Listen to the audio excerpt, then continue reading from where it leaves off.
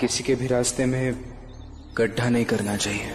आज नहीं तो कल हम भी वहां से गुजरते हैं तो अपने ही किए हुए गड्ढे में हम पड़ते हैं। छोड़ूंगा नहीं तुझे, बर्बाद करके रख दूंगा।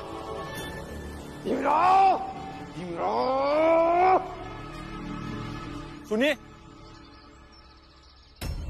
कहीं आप उस भीमराव की बात नहीं कर रहे जिसकी पत्नी का नाम रमाबाई है? तुझे क्या मतलब?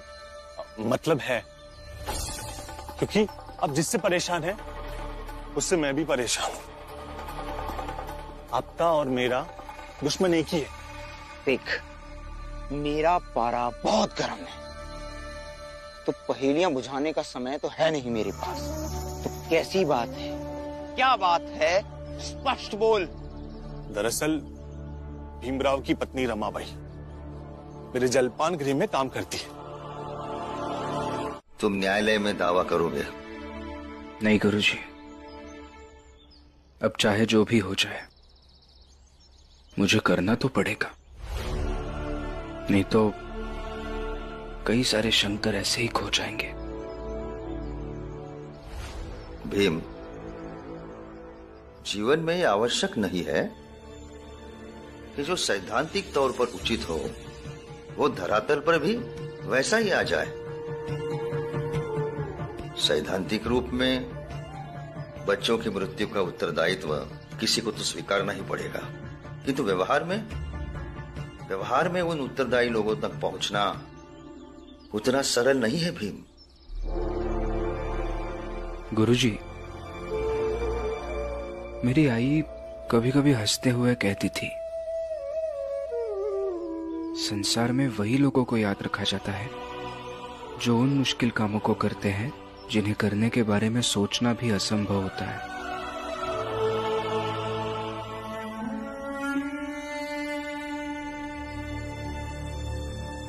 मैं अभी आता हूं गुरुजी। कई बार तो मैं स्वयं तुम्हें समझ नहीं पाता हूँ भीमराव। दूर रहिए मुझसे, रमाबाई हूँ मैं, भीमराव अंबेडकर की पत्नी। सब कुछ बर्दाश्त कर लूंगी, लेकिन बदतमीजी नहीं। आपने मुझे काम दिया इसलिए मैं आपकी आभारी हूँ, और इसीलिए आपने बेटे ने उस दिन मेरे साथ क्या बात की ये आपको नहीं बताया। निकल जा यहाँ से। नरोत्तम जोशी ने बताया था कि ये आदमी भीमराव की चाल में रहता है। यहीं से शुरू करता हूं।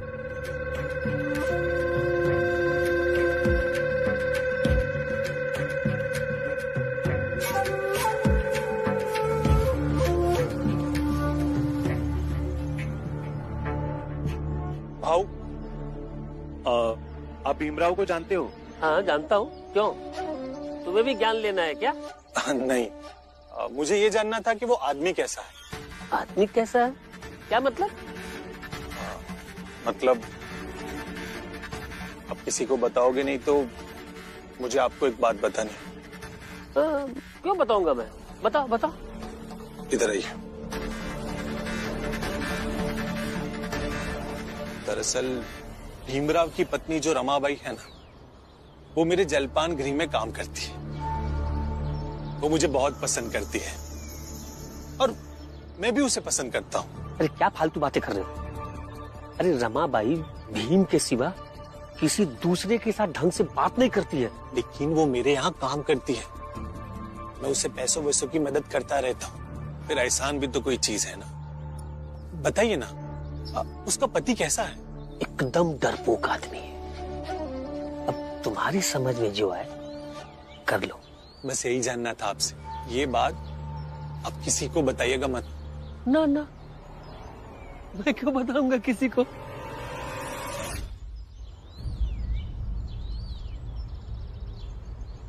हो गया काम शुरू। अब देखो मैं रमा को कैसे बेइज्जत करता हूं।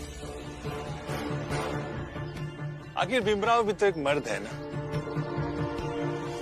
जब तुम्हारी पत्नी को पूरी दुनिया चरित्रहीन कहेगी तो मैं भी देखता हूं तुम कैसे उसे धक्के मारकर अपने घर से बाहर नहीं निकालते।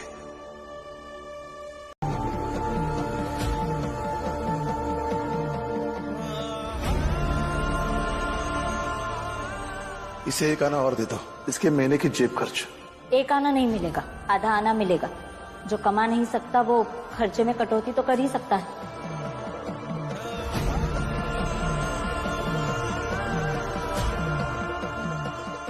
आप दोनों बाप बेटे को भीम की गलती कभी दिखाई नहीं देती है।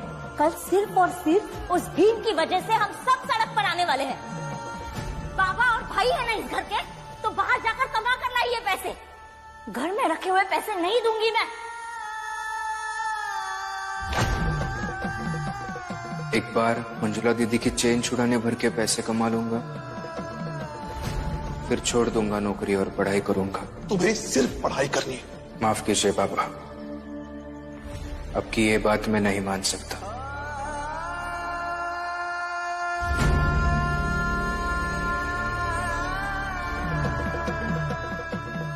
कल तुमने फॉर्म भरा था? नहीं बाबा, पैसे नहीं हो पाए। समय के साथ वाली लड़ाई को हर बार हम जीत तो नहीं सकते हैं ना, इस बार हम हार गए बाबा। आज राशन लाना था घर पर, सब्जी लानी थी, लक्ष्मी की दवा लानी थी, लेकिन पैसे नहीं है घर में। और कहाँ से आएंगे पैसे? पेंशन भी बंद हो गई है आपकी। आज आपने साबित कर दिया कि उस भीम का जीवन संवारने के पीछे आप किसी का भी जीवन बर्बाद कर सकते हैं। घर में जितना राशन बचा है वो सबका खाना बना देती हूँ। उसके बाद घर में जब कुछ बचेगा नहीं, तब क्या खाएंगे, परिवार को क्या खिलाएंगे, ये सोचिएगा। जब राशन रहेगा ही नहीं तो कहाँ से बनाएंगे? सबके सब भूखे मरेंगे इस घर में। बेटे के प्यार में अंधे हो गए हैं आप। बाप और बेटे की डूबती नैया में सारे परिवार को डुबाएंगे आप। ये कैसी चाय बनी है? पेंशन बंद हो गई है, घर का खर्चा संभाल संभाल कर चलाना पड़ता है। कल का जो दूध बचा था उसमें से चाय बना ली, आज दूध नहीं आया।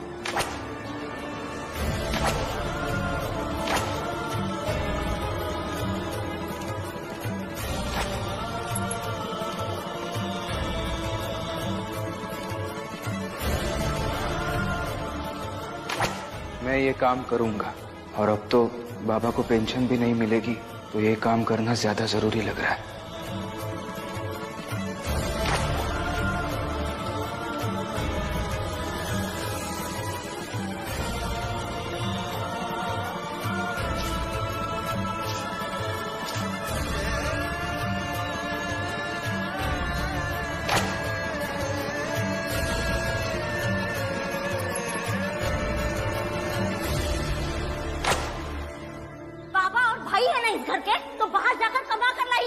घर में रखे हुए पैसे नहीं दूंगी। जब राशन रहेगा ही नहीं तो कहाँ से बनाएंगे?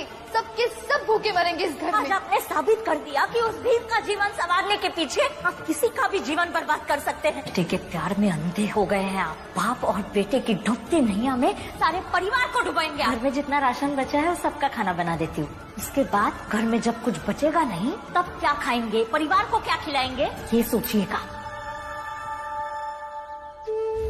ये मेरा दोस्त है, अपने आप को जितना भी मारे इसे चोट नहीं लगती है। आइए आइए तमाशा देखिए।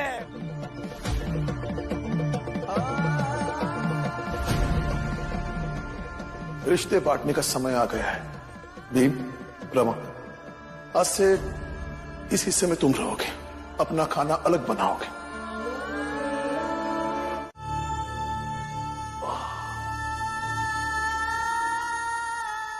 Go.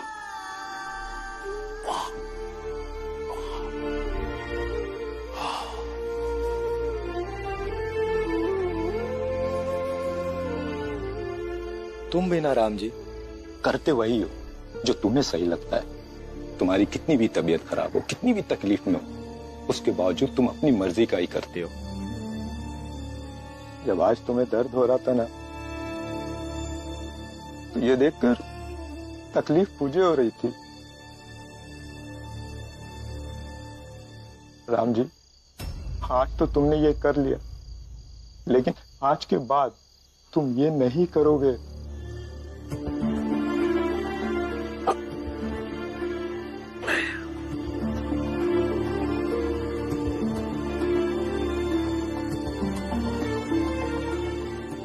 देखो मुरंजन, जिन्हें देखकर हमने ये काम किया है, वो भी तो यही काम रोज करते हैं। रोज घायल होते होंगे, रोज ठीक होते होंगे,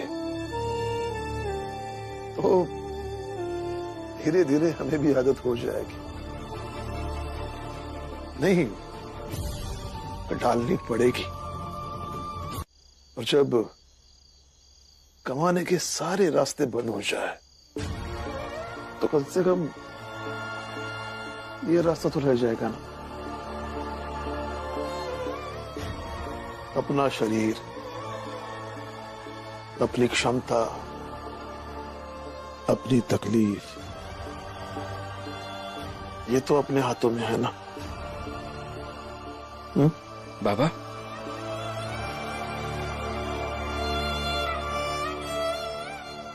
बाबा आप ऐसा कौन सा काम कर रहे हैं कि अपना शरीर, अपनी क्षमता और तकलीफ की बातें कर रहे थे?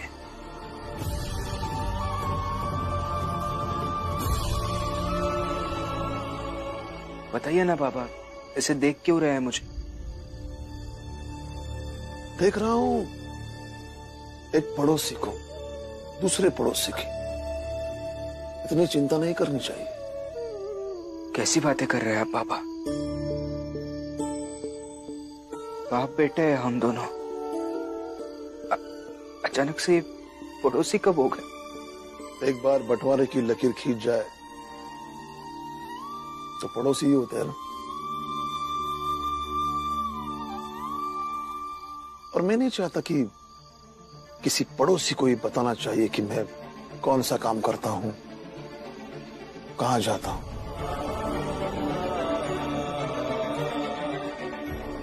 मेरा पूछने का मतलब बस इतना ही था कि कहीं आप कुछ ऐसा काम नहीं कर रहे हैं ना जो आपको नहीं करना चाहिए। तुम सफाई वाला काम करते हो ना, वो काम तुम्हें नहीं करना चाहिए था। इसलिए जब तक तुम वो काम करते हो तब तक किसी को भी काम के बारे में पूछना तुम्हें शोभा नहीं देता।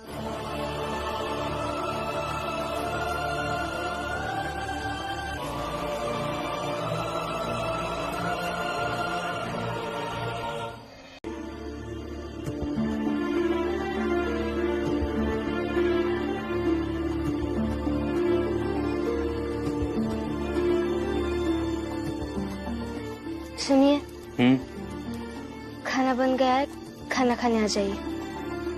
आता हूँ।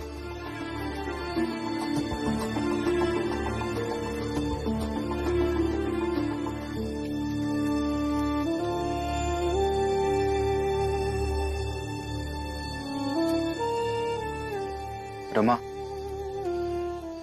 एक बात कहनी है। जी कहिए। यहाँ आके बैठो मेरे पास।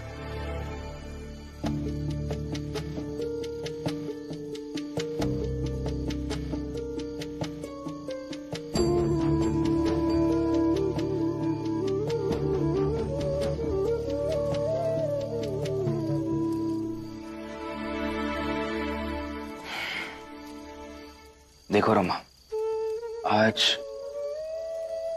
जिस तरह से बाहर लोगों ने बदनाम करने की कोशिश की है तुम्हें, उसके ऊपर बिल्कुल भी ध्यान मत देना, क्योंकि उस सब में तुम्हारी जरा से भी गलती नहीं है। और हाँ, ये जो पेशगी में ये सब बर्तन लेके आई हो, इनके जो कुछ भी पैसे होते हैं वो लौटा देना, क्योंकि अगर ये ऐसे ही हमारे पास रहेंगे तो वो पेशगी एहसान बन जाएगी, और हम क्यों किसी का एहसान लें?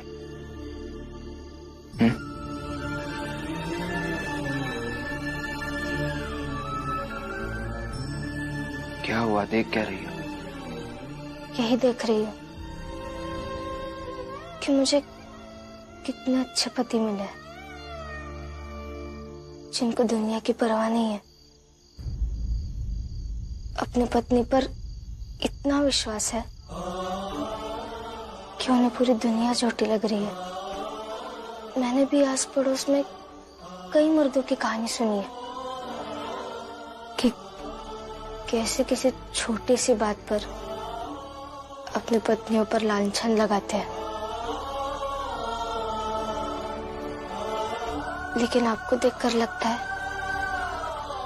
कि पूरी दुनिया में एक ही भीमराव अम्बेडकर बने।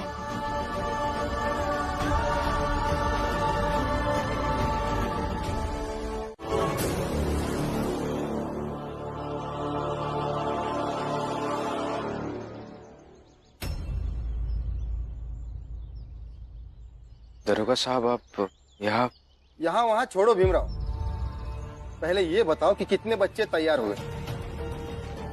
मैंने कहा है कि 20 बच्चों को ढूंढ के लाऊंगा। कोशिश कर रहा हूँ मैं। हाँ, लेकिन मोहल्ले मोहल्ले घूमकर लोगों को परेशान करना बंद करो।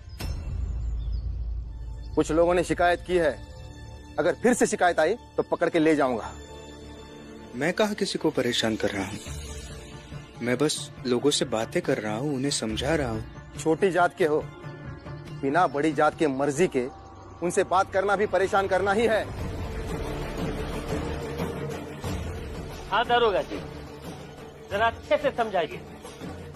इसको समझाने की जन्मजात बीमारी लग गई है। हाँ हाँ, बीमारी है तो इलाज तो कर ही देंगे। हाँ। और नहीं माना तो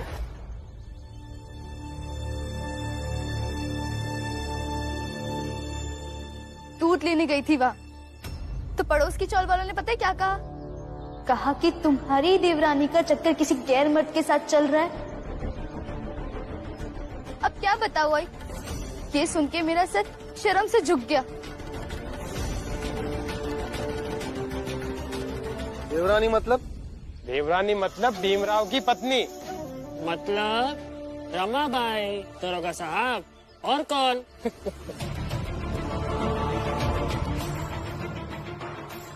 ये लीजिए भीमराव, अगर पत्नी पर ऐसे ऐसे आरोप लग रहे हैं तो अपनी पत्नी को समझाओ, और जो आरोप लगा रहे हैं उनकी शंका दूर करो। अरे कहाँ ये बच्चे और उनके माँ बाप को समझाने लगे हो? दरोगा साहब, चाय बनाऊं? पियेंगे? तो मैं तुम छोटी जात के यहाँ चाय पीऊंगा? सुबह सुबह छोटी जात वालों के साथ बात कर सकते हैं, तो मुझे लगा क्या पता अब चाय भी पी लेंगे। सुधर जा भीमराव, वरना अगली बार समझाऊंगा नहीं, सीधा अंदर लॉकअप में डाल दूंगा।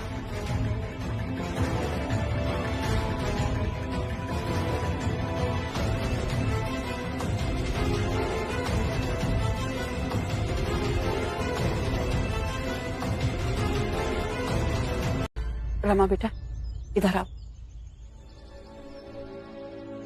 मैंने भी सुना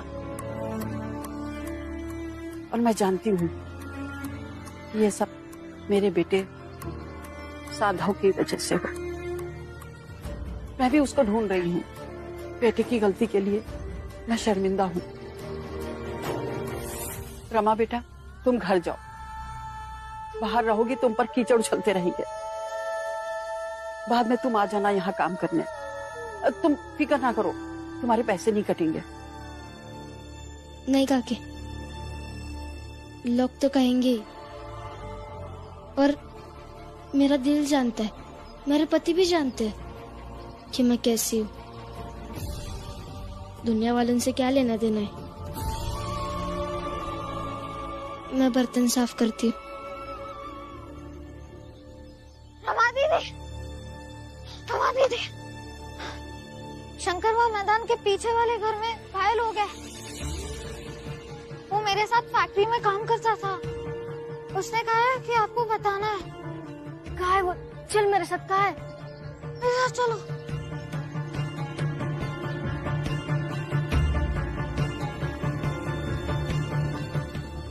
दीदी, शंकर वहीं है। शंकर, शंकर, शंकर, शंकर।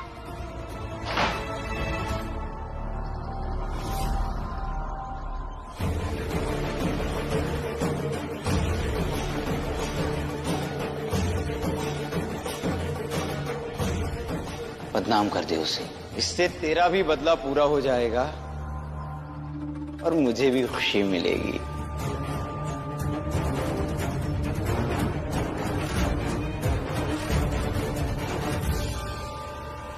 देखिए, आपको पता नहीं है कि मैं हाँ, मैं जानता हूँ। मैं जानता हूँ कि तुम भीमराव अंबेडकर की पत्नी हो। सम्मान से समझौता नहीं करोगी, है ना? इसलिए मैंने भी मेरा इरादा बदल दिया। मैं तुम्हें कुछ नहीं करूंगा, सिर्फ बदनाम कर कर छोड़ दूंगा। तब तक तुम इस कमरे में बंद रहो, जब तक लोग बाहर इकट्ठा नहीं हो जाते। आओ देख लो अपनी आंखों से, यही है वो कमरा जहाँ वो चरित्रहीन रमा बंद है। ऐसे मत कीजिए, मैं आपके हाथ जोड़ती हूँ, मुझे जाने दीजिए ना।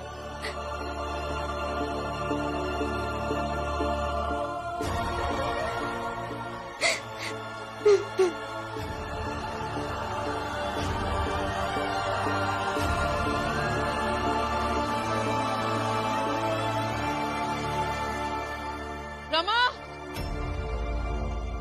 रमा, लगता है वो लोग आ गए। देखो अब मैं क्या करता हूं।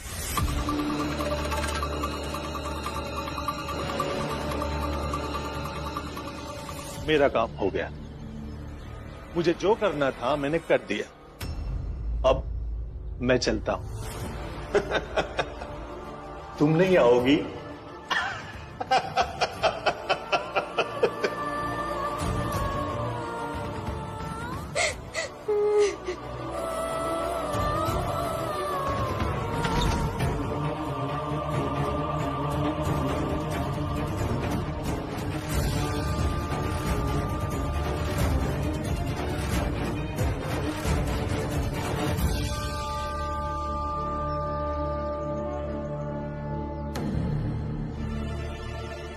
अरे आप सब लोग यहां पे कैसे?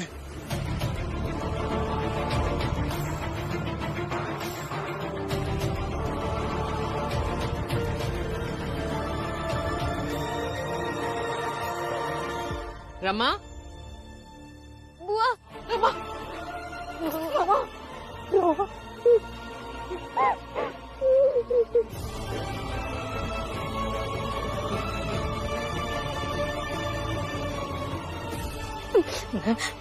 तू ठीक है ना? बुआ, मैं ठीक हूँ। इन्होंने मुझे चल से यहाँ बुलाया। अरे पकड़ी गई तो चाहे कुछ भी कह लो, पर सच ये है कि उसको मैंने पैसों की मदद की और बदले में उसने। बस एक शब्द और नहीं बोलेंगे आप, तो मुझसे बुरा कोई नहीं होगा। चरित्रहीन औरत पति के होने के बाद भी बंद कमरे में गैर मर्द के साथ पकड़ी गई और सफाई दे रही है। मारो इसे! खबरदार! खबरदार! खबरदार! कोई भी आगे आया ना तो मुझसे बुरा कोई नहीं होगा। हटो, हटो भाई। बस करो अभी रोना। मैं जानता हूँ कि तुम बिल्कुल भी गलत नहीं हो, लेकिन सबकी नजर में मैं चरित्रहीन हो गई। सबके लिए मैं बुरी बन गई। लोग क्या सोच रहे होंगे मेरे बारे में? तुम रोना मत। मैंने तुमसे पहले भी कहा है, सब लोगों से हमें क्या लेना देना है। मैं जानता हूं ना कि तुम कितनी अच्छी हो और कितनी सच्ची हो, और मैं ये भी जानता हूं कि ये सब लोग सिर्फ इसीलिए ये कर रहे हैं ताकि किसी ना किसी तरीके से तुम परेशान हो जाओ और रोने लगो। बस यही इरादा है इन लोगों का। लेकिन रमा, ये समय इस तरह से रोने का नहीं है, हिम्मत से काम लेने का है। काम पर चलते हैं।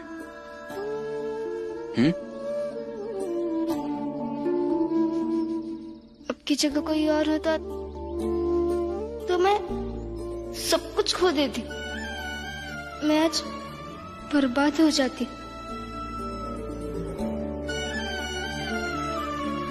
कोई ऐसे कैसे कर सकता है एक स्त्री के साथ? लेकिन कोई और नहीं है ना मेरी शिका, मैं ही हूं ना। अब बस हो गया ये सब, काम पर चलते हैं। अरमा, तुम्हें पता है ये सब लोग बार बार ये क्यों कर रहे हैं? क्योंकि बरसों से इनकी ये सोच है कि एक स्त्री हमेशा कमजोर होती है। लेकिन तुम्हें यही साबित करना है रमा कि रमा कमजोर नहीं है। चाहे जो हो जाए, कमजोर नहीं है।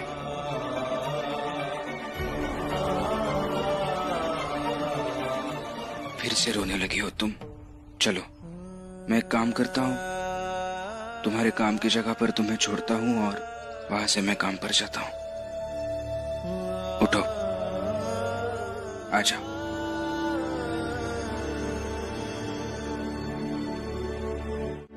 देखो जीजा भाई, सास हो तुम, बहू तो तुम्हारी तुमसे संभल नहीं रही। कम से कम उसे सजा ही ऐसे दो ताकि उसे सबक भी मिले और लोग भी तुम सब पर थूके ना। देखिए, ना तो मैं उसकी सास हूँ, ना वो मुझे समझती है और ना ही सुनती है। सास और जेठानी की सुनती तो ऐसे आवारा थोड़ी बन जाती। देखिए, रमा ने कोई गलत काम नहीं किया है जिससे आप सजा देने की बात कर रहे हैं। जाइए, सब लोग अपने अपने घर चले जाइए। आपके मोहल्ले में हमें भी रहने का शौक नहीं है। बस एक बात याद रखना, रमा ऐसे भटकती हमें दिखनी नहीं चाहिए, क्योंकि गंदा पानी जहां जहां से भी गुजरता है ना, बात ही मारता है।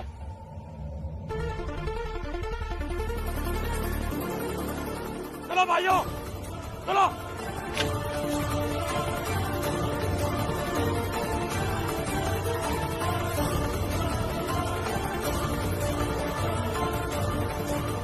सुना आपने? गंदा पानी कहकर गए हैं। कम से कम अभी तो समझाइए और सोचिए कि इस मुसीबत से कैसे निपटना है। तुझसे और उम्मीद भी क्या कर सकते हैं? तू भी तो इन्हीं की भाषा बोलेगी ना। गंदा पानी को अगर गंदा पानी नहीं कहेंगे तो और क्या कहेंगे? और चाल वालों, वो गंदा पानी हमेशा तुम्हारे आसपास ही रहेगा। इसका तो कुछ न कुछ अच्छा से हिसाब किताब करना ही पड़ेगा, क्योंकि चाल में और भी बहू बेटियां रहती है। उस पर इसका असर कैसा पड़ेगा? मेरा क्या है, मैं तो अकेला हूं, निकल लूंगा।